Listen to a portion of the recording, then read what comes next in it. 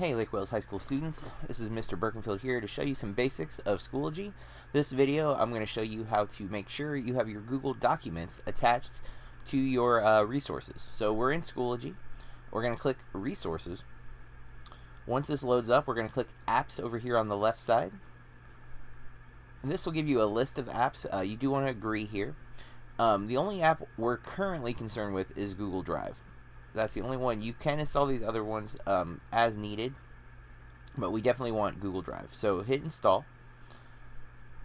It'll load up here, and we need to approve it. And then the most important part is we have to connect our Gmail account. So when we click connect, it's going to open up another window. You'll log in with your correct email account. Click allow. And you should see your Google Drive show up here. Now, this drive has nothing in it, so there's not much here, but yours would have whatever documents you want. It's important to note that when you're doing docs for your various classes, that you label those docs or change the name of those documents so that they're easy to find and navigate through here. I will show you how to do that in another video. But for now, that should do it. This is adding Google Drive to your resources.